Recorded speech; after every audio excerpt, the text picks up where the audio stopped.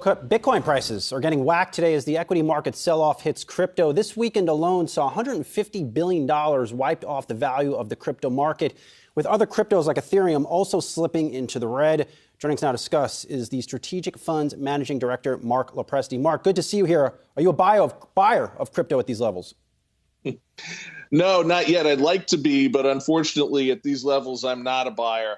There is some margin calls ahead if we continue to see Bitcoin lose ground at 23.7 as we are going live here right now at its worst levels since around December of 20. But I am not a buyer is the short answer to your direct question. What's the next level that you believe Bitcoin might hit, specifically as there are some of the calls out there, margin calls, that start to kick in at around 21,000?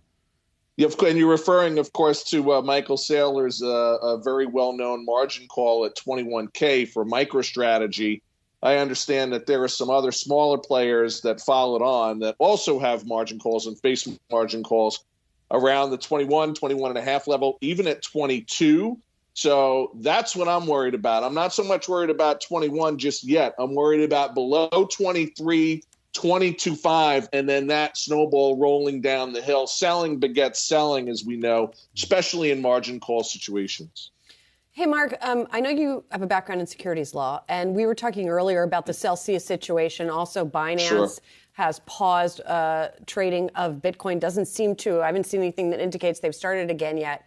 Is there anything on the table in Washington that would protect investors in cases like that? Or because we know there's some legislation out there that's been proposed, but would that actually change anything? Yeah, that's a great question. And I suspected you might bring up my former career as a securities lawyer, given everything that went on. So I got the email from Celsius last night at about 11 o'clock. We were already in a very bearish situation in Bitcoin and crypto into the weekend. That just accelerated things. And we are still waiting to see what's going to happen with Binance. Binance, of course, telling folks it's a stuck transaction that should have been cleared up. First, I think they said 20 or 30 minutes. Then they said soon. People are really worried that there may be something else going on with Binance. I don't have any information to the contrary that they're not telling the truth. But Binance, arguably the largest platform in the space, if they have a fundamental structural problem, we are going to see additional bearish price action in Bitcoin, all the rest of the crypto. To your question, is there anything in Washington currently legislative-wise? No, there's the SEC that can enforce the securities laws, although we still have to determine what these things are. Bitcoin, of course, we know it's a currency from a regulatory perspective. But the rest of crypto, is it fish or fowl? Is it a stock? Is it an equity? Is it a security? Is it a future? Is it an option? All to be seen. On the table now, of course, the Loomis-Gillibrand bill that was put forth on Wednesday of last week. One of the most thoughtful and comprehensive approaches, but that's got a long way to go, and certainly lots of roadblocks in a divided House right now. So I don't hold out hope that there's going to be some regulatory magic wand that's going to fix all this.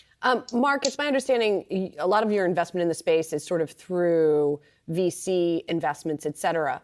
But in pure crypto, as you talk about Binance, as you talk about Celsius, do you have any money that you've invested through these platforms? You said you're not buying at these levels. Are you holding at these levels? And are you exposed to any of this stuff? I am exposed in crypto, and in the crypto fund that I advise, we've been in 80% cash for a while now, actually, just because of these choppy waters. We're always watching to see where the whales are. We're watching to see where the margin calls are, where the buying is. A lot of traders I spoke to this morning, very busy morning, talking about, if we get to 19, if those MicroStrategy margin calls happen and we see it come down to the 19,000 level, that people are going. One trader said, well, I'm going to, quote unquote, back up the truck. We'll see. A lot of times I get a lot of market signals from that trader talk, guys that are watching the tape all day long. I didn't have any personal money, nor does the fund have any money on Binance or on Celsius. We use other platforms. I won't say who. But we're not directly exposed to either of those situations, nor to the Terra or Luna situation, with, of course, Binance facing a class action lawsuit, having alleged to have misled investors about the nature of Terra. Marc, are we seeing, just given the rout in crypto, the total market cap, let's just make it simple for folks out there, are we seeing a complete loss of confidence in crypto as a future investment vehicle? No. I think the short answer to that is no. You've got too much institutional adoption. You have too much institutional money in the space. What we have happening now, and I say this a lot, guys, this is still a nascent industry. It's still early. It's still a risk asset, including Bitcoin. And in any nascent emerging asset, you go through a maturation process. And that maturation process includes flushing out, and it's painful when it happens, but it includes flushing out the weaker market participants, whether we're talking protocols, whether we're talking exchanges, whether we're talking staking platforms. This is, and now it's hard for me to say this because it's painful now as it is for a lot of other crypto investors, this is a necessary part of the process for this asset class to evolve, but it is not going away. You are not popping that giant champagne behind you anytime soon, Marc. Thanks so much. Good to talk to you. Marc Lopresti, Strategic Funds Managing Director. Appreciate your time here this morning.